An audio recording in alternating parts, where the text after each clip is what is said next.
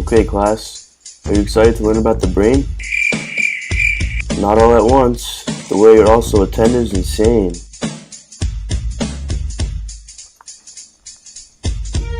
We'll start it off with the amygdala, because it's a major part of the curriculum. It does a little bit with our emotions. But wait, Professor Don, where's its location? DChing, that's a great question. It's located in the limbic system, which has other structures right in its possession. Like what? Hey, that's what I'm talking about. Finally, I think I've got a crowd. Well, DChing, I'll tell you what the limbic system holds. We talked about amygdala, but now the hippocampus steals the show. You know when you can't get that one person out of your head? And you hate him like an enemy? Exactly, my friend. That's because the hippocampus creates some long-term memories. Think of it like this. It's essentially a directory. A remedy? No, not a remedy, DChing. That's what the hypothalamus is for, keeping everything in sync. It's also in charge of the pituitary gland, aka the master gland, producing hormones. They work in hand. Do you understand? Yeah, I think I understand. Now I want to know about the lobes. I heard they work together like some bros. I guess they work together like some bros. Listen, whenever you speak, make plans, or simply move around, using your frontal lobe. Make sense? The rundown? Yes.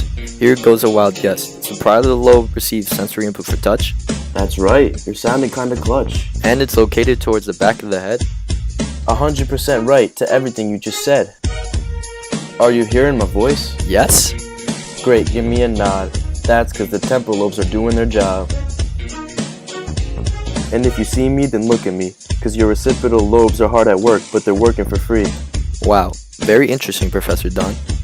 Of course, and to add on, you've got your pons, involved with breathing, cardio, eye movements, balance. The list never stops, man. It keep on going on. Awesome, but I have to go to the bathroom. Can we please take a break? No, we have to talk about the hind, mid, and forebrains. Let's go from back to front. I don't mean to sound blunt, but the hindbrain contains lots of stuff. Whether it's the medulla, pons, or cerebellum, you can never get enough.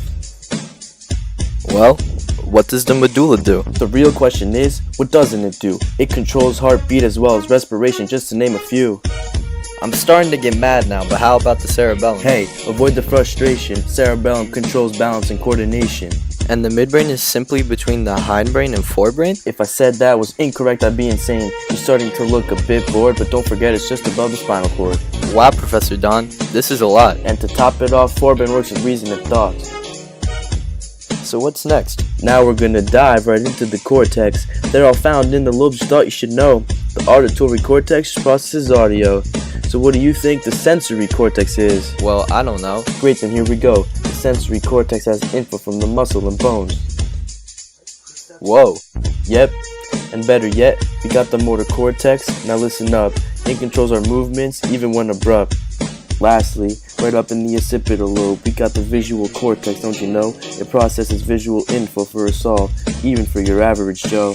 Now, not to cause hysteria, but here comes none other than Broca's area. It's located in the left hemisphere frontal lobe, and it controls language expression. It's no joke. Wait, so what about Wernicke's? Is it just vice versa? Exactly. Left temporal is its lobe, and it controls language reception around the globe. Thanks, Professor Don. Your teaching has me in awe. Now I become a teacher since my info has no flaws. The corpus callosum connects the left and right hemispheres and allows for communication. Now I'm going to talk about the reticular formation. Also known as RAS, its four functions lay down a foundation. Motor, sensory, and visceral control, plus control of consciousness. The power of this brain portion really shows its dominance. The thalamus makes us alert so we avoid getting hurt. It also relays impulse signals so the info won't divert. The signals then go to the spinal cord. Here's where it gets stored. It works together with the brain, so our peripheral nervous system made a chore. Next is midbrain, where our movements are coordinated thanks to sensory info. And thanks to this function, I can be on the go. Wow, to say I'm impressed would be an understatement. Understand, if you don't get an A on this exam, your rights in my class will be gone. They'll be banned. Wait, really?